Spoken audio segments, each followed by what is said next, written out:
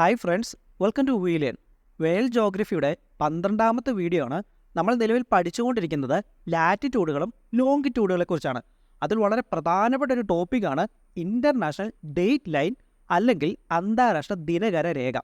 നമുക്കറിയാം, നമുക്ക് ലോകത്തെ സമയം അല്ലെങ്കിൽ ടൈം കാൽക്കുലേറ്റ് ചെയ്യുവാനായി നമുക്ക് പ്രൈം മെറിഡിയൻ ഉണ്ട്. പ്രൈം മെറിഡിയനെ അടിസ്ഥാനമാക്കിയാണ് നമ്മൾ ലോകത്ത് സമയം അല്ലെങ്കിൽ ടൈം കാൽക്കുലേറ്റ് ചെയ്യുന്നത്. ഇതുപോലെ തന്നെ നമുക്കറിയേണ്ട മറ്റൊരു കാര്യമാണ് ഡേറ്റ് അല്ലെങ്കിൽ തീയതികൾ കൃത്യമായി കണക്കാക്കുക എന്നതും.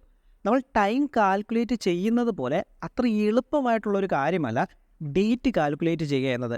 കാരണം നമ്മളിപ്പം ഏതെങ്കിലും ഒരു രാജ്യം എടുക്കുകയാണെങ്കിൽ, നമുക്ക് ഉദാഹരണത്തിന് റഷ്യ എടുക്കാം. റഷ്യ എന്ന് പറയുന്ന രാജ്യത്ത് വിവിധ ടൈം സോണുകൾ ഉള്ളതായിട്ട് നമുക്കറിയാം.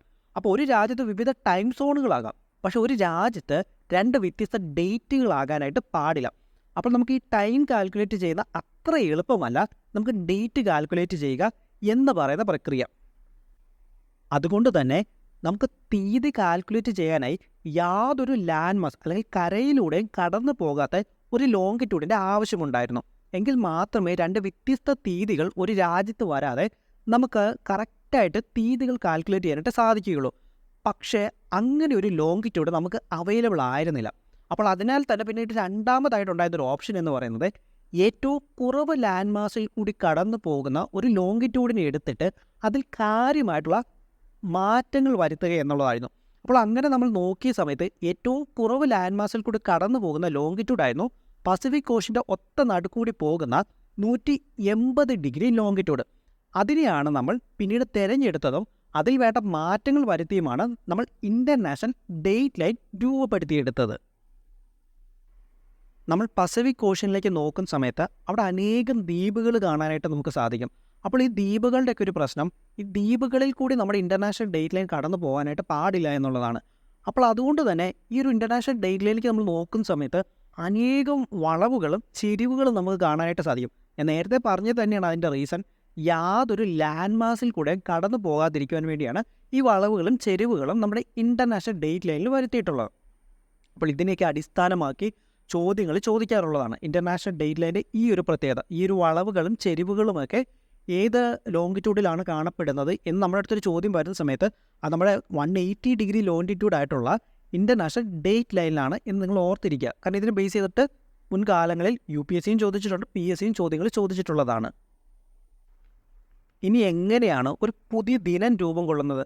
നമുക്കറിയാം, നമ്മുടെ ഭൂമി കറങ്ങുന്നത് വെസ്റ്റിൽ നിന്നും ഈസ്റ്റിലേക്കാണ്. അതായത് പടിഞ്ഞാറ് നിന്നും കിഴക്കോട്ടാണ് നമ്മുടെ ഭൂമി കറങ്ങിക്കൊണ്ടിരിക്കുന്നത്. അപ്പോൾ ഈ കറക്കത്തോടൊപ്പം തന്നെ നമ്മുടെ ഇൻ്റർനാഷണൽ ഡേറ്റ് ലൈനും കറങ്ങിക്കൊണ്ടിരിക്കുകയാണ്. അങ്ങനെ കറങ്ങി ഇൻ്റർനാഷണൽ ഡേറ്റ് ലൈൻ എപ്പോഴാണോ അർദ്ധരാത്രി 12 മണി കഴിയുന്നത് അതിനനുസരിച്ച് ഇൻ്റർനാഷണൽ ഡേറ്റ് ലൈൻ്റെ വെസ്റ്റേൺ സൈഡിലുള്ള പ്രദേശങ്ങളിൽ പുതിയ ഒരു ദിനം ആരംഭിക്കാൻ തുടങ്ങും. അതായത് ആ അർദ്ധരാത്രി 12 മണി ഇൻ്റർനാഷണൽ ഡേറ്റ് ലൈൻ ക്രോസ് ചെയ്യുന്നു. അപ്പോൾ അതിന് തൊട്ടടുത്തുള്ള പ്രദേശങ്ങളിൽ പുതിയൊരു ന്യൂ ഇയർ ആകുന്നു.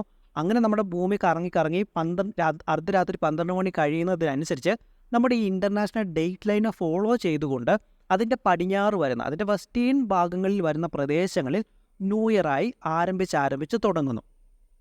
അപ്പോൾ ഇതിന് മനസ്സിലാക്കാനായിട്ട് വേറൊരു കാര്യം കൂടി ഞാൻ പറയാം. ഇപ്പോൾ നമുക്ക് ഇൻ്റർനാഷണൽ ഡേറ്റ് ലൈൻ നോക്കുന്ന സമയത്ത് അതിൻ്റെ അപ്പുറത്തും ഇപ്പുറത്തുമായിട്ട് നമുക്ക് അലാസ്കയും റഷ്യയും കാണുവാനായിട്ട് നമുക്ക് സാധിക്കും.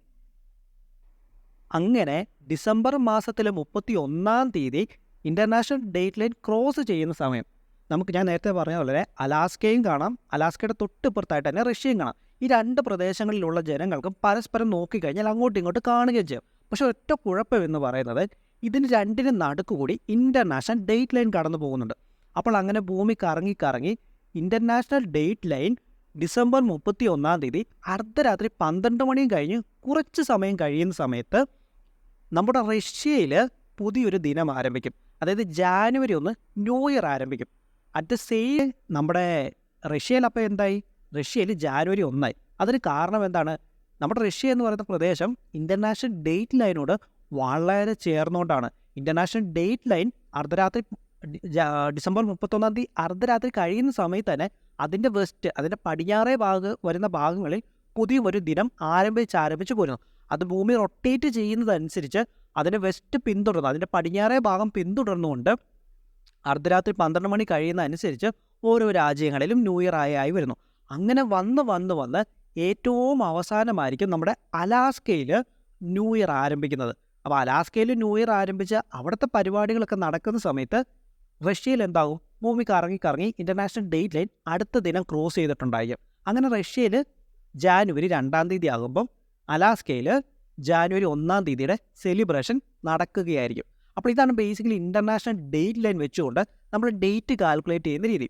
എപ്പോഴാണോ ഇൻ്റർനാഷണൽ ഡേറ്റ് ലൈൻ അർദ്ധരാത്രി 12 മണി കഴിയുന്നത്, അതിനനുസരിച്ച് ഇൻ്റർനാഷണൽ ഡേറ്റ് ലൈൻ്റെ വെസ്റ്റ് പടിഞ്ഞാറ് ഭാഗമുള്ള പ്രദേശങ്ങളിൽ പുതിയൊരു ദിനം ആരംഭിക്കുകയും അതിൻ്റെ ഈസ്റ്റ് കിഴക്ക് ഭാഗത്തുള്ളതിൽ പഴയ ദിനം ആയിരിക്കുകയും ചെയ്യും. പഴയ ദിനം മീൻസ് അവിടെ അവർ നോക്കുന്ന സമയത്ത് ഇത് കറങ്ങി ഇപ്പുറത്തേത് ക്രോസ് ചെയ്ത് കഴിഞ്ഞാൽ മാത്രമേ പുതിയൊരു ദിനം ആരംഭിക്കുള്ളൂ. അവിടെ പഴയ ദിനവും എന്നാൽ ഇൻ്റർനാഷണൽ ഡേറ്റ് ലൈൻ ക്രോസ് ചെയ്ത് വരുന്ന ഇപ്പുറ ഭാഗങ്ങളിൽ പുതിയൊരു ദിനവും ആയിരിക്കും. അപ്പോൾ ഇതിൻ്റെ കൂടെ തന്നെ നിങ്ങൾ മിസ്അണ്ടർസ്റ്റാൻഡ് ചെയ്യാൻ പാടില്ലാത്തൊരു കാര്യമുണ്ട്.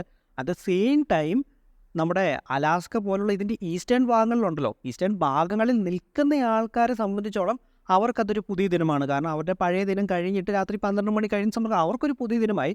ഞാൻ പറയുന്നത് ഇൻ്റർനാഷണൽ ഡേറ്റ് ലൈൻ്റെ ഇപ്പുറത്ത് നിന്നും വെസ്റ്റേൺ സൈഡിൽ നിന്നും നോക്കുന്ന സമയത്ത് അവർക്ക് പുതിയ ദിനം ആരംഭിക്കുകയും അതിൻ്റെ ഈസ്റ്റേൺ സൈഡിലുള്ളവർക്ക് ഇവർ നേരത്തെ കഴിഞ്ഞു പോയാൽ ഇവരുടെ പഴയ ദിനമായിരിക്കും. അപ്പോൾ ആ ഒരു ഡിഫറൻസ് നിങ്ങൾ മനസ്സിലാക്കിയിരിക്കണം.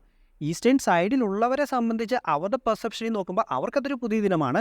പക്ഷേ ഇൻ്റർനാഷണൽ ഡേറ്റ് ലൈൻ്റെ വെസ്റ്റേൺ സൈഡിൽ നിന്ന് നോക്കുന്ന സമയത്ത് അവർക്ക് ഓൾറെഡി ജാനുവരി 1-ാം തീയതി അപ്പോൾ കഴിഞ്ഞു പോയിട്ടുണ്ട്. അപ്പോൾ അവർക്ക് കഴിഞ്ഞു പോയ പഴയ ദിനം തന്നെയായിരിക്കും ഈസ്റ്റേൺ സൈഡിലുള്ളവർക്ക് അന്ന് ഉണ്ടാവുക. അതാണ് ബേസിക്കലി അതിൻ്റെ കാര്യമെന്ന് പറയുന്നത്. അപ്പോൾ ഇത് തിരിഞ്ഞു പോകില്ല. ഈസ്റ്റേൺ സൈഡിലുള്ളവർക്ക് ബേസിക്കലി പുതിയ ദിനമാണ്. പക്ഷേ വെസ്റ്റേൺ സൈഡിൽ നിന്ന് നോക്കുന്ന സമയത്ത് എന്തായിരിക്കും, അവർ ഓൾറെഡി കഴിഞ്ഞു പോയ പഴയ ദിനമായിരിക്കും അവർക്കവിടെ ഫീൽ ചെയ്യുക. സാധാരണയായി ഇതിനെ അടിസ്ഥാനമാക്കി വരുന്നൊരു ചോദ്യമാണ്, പസഫിക് ഓഷ്യന് മുകളിലൂടെ അലാസ്കയിൽ നിന്നും 31 ജാനുവരി ഒരു ഷിപ്പ് അല്ലെങ്കിൽ ഫ്ലൈറ്റ് ഇൻ്റർനാഷണൽ ഡേറ്റ് ലൈനും ക്രോസ് ചെയ്തുകൊണ്ട് മുന്നോട്ട് പോവുകയാണെങ്കിൽ എന്താണ് സംഭവിക്കുക എന്നുള്ളത്. നമുക്കറിയാം 31 എന്ന് പറയുന്ന തീയതി അവർക്ക് നഷ്ടപ്പെടുകയും ജാനുവരി 1 എന്ന് പറയുന്ന പുതിയൊരു തീയതിയിലേക്ക് അവർ കടക്കുകയും ചെയ്യും. അതായത് ഈസ്റ്റിൽ നിന്നും വെസ്റ്റിലേക്ക് ഇൻ്റർനാഷണൽ ഡേറ്റ് ലൈൻ ക്രോസ് ചെയ്ത് പോവുകയാണെങ്കിൽ അവർക്കൊരു ദിവസം നഷ്ടപ്പെടുമെന്ന് ചുരുക്കം. അതായത് ഈസ്റ്റിൽ നിന്നും വെസ്റ്റിലേക്ക് പോകുന്ന സമയത്ത് അവർക്കൊരു ദിവസം നഷ്ടപ്പെടും. എന്നാൽ അതേസമയം വെസ്റ്റിൽ നിന്നും ഈസ്റ്റിലേക്ക് ഇൻ്റർനാഷണൽ ഡേറ്റ് ലൈൻ കടന്ന് മുന്നോട്ട് പോവുകയാണെങ്കിൽ അവർക്കൊരു ദിവസം കൂടുതൽ ലഭിക്കും. കാരണം എന്താണ്, ജാനുവരി 1-ന് പുറപ്പെടുന്ന അവർ ഇൻ്റർനാഷണൽ ഡേറ്റ് ലൈനും ക്രോസ് ചെയ്ത് അവരുടെ പുതിയ തീയതി എന്ന് പറയുന്നത് ഡിസംബർ 31 ആയിരിക്കും. അതായത് വെസ്റ്റിൽ നിന്ന് ഈസ്റ്റിലേക്ക് ട്രാവൽ ചെയ്യുന്ന സമയത്ത് അവർക്ക് ഒരു ദിവസം കൂടുതലായിരിക്കും ലഭിക്കുക. അതായത് ഈസ്റ്റിലേക്ക് ട്രാവൽ ചെയ്യുന്ന സമയത്ത് east gains a day, west lose a day. അപ്പോൾ അങ്ങനെ നമുക്ക് പറയാനായിട്ട് സാധിക്കും. വളരെ ഇമ്പോർട്ടൻ്റ് ആയിട്ടുള്ളൊരു കാര്യമാണ്. ഇൻ്റർനാഷണൽ ഡേറ്റ് ലൈൻ കഴിഞ്ഞിട്ട് നമുക്ക് ഈസ്റ്റിലേക്കാണ് പോകുന്നതെങ്കിൽ നമുക്ക് ഒരു ദിവസം കൂടുതൽ ലഭിക്കുകയും ഇൻ്റർനാഷണൽ ഡേറ്റ് ലൈൻ കഴിഞ്ഞിട്ട് നമ്മൾ വെസ്റ്റിലേക്ക് പോകുന്ന സമയം നമുക്കൊരു ദിവസം നഷ്ടപ്പെട്ടു പോവുകയും ചെയ്യും. അപ്പോൾ ഇത്രയുമാണ് നമുക്ക് ഇൻ്റർനാഷണൽ ഡേറ്റ് ലൈനെ കുറിച്ച് അറിയാനായിട്ടുള്ളത്. ഇത്തിരി കൺഫ്യൂസിങ് ആയിട്ടുള്ളൊരു കാര്യമാണ്. പക്ഷെ നിങ്ങളൊന്ന് മനസ്സിലാക്കി പഠിക്കുകയാണെങ്കിൽ വളരെ എളുപ്പമാണ് താനും. ഓക്കെ, അപ്പോൾ അതിലൂടെ നമ്മൾ ഈ ഒരു വീഡിയോ ഞാൻ കൺക്ലൂഡ് ചെയ്യുകയാണ്. അപ്പോൾ നിങ്ങൾക്ക് വീഡിയോയിൽ എന്തെങ്കിലുമൊക്കെ ഒരു ഇതുണ്ടെങ്കിൽ നിങ്ങൾ എൻ്റെ അടുത്ത് പറയുക. അതുപോലെ തന്നെ നമ്മുടെ വളരെ ചെറിയൊരു ചാനലാണ്. നിങ്ങളുടെ സപ്പോർട്ടില്ലാതെ നമുക്ക് മുന്നോട്ട് പോകാനായിട്ട് സാധിക്കില്ല. അപ്പോൾ എല്ലാവരും സപ്പോർട്ട് ചെയ്യണമെന്ന്, ഫ്രണ്ട്സിനൊക്കെ പറ്റുവാണെങ്കിൽ ഒന്ന് ഷെയർ ചെയ്ത് കൊടുക്കണമെന്നൊക്കെ ഞാൻ നിങ്ങളുടെ അടുത്ത് റിക്വസ്റ്റ് ചെയ്യുകയാണ്. അതുപോലെ തന്നെ എന്തെങ്കിലും നിങ്ങൾക്കൊരു കുഴപ്പം തോന്നുന്നുണ്ടെങ്കിൽ ഡെഫിനറ്റ്ലി നിങ്ങളത് എൻ്റെ അടുത്ത് പറയുക കേട്ടോ. അപ്പോൾ ഓക്കെ, താങ്ക് യു.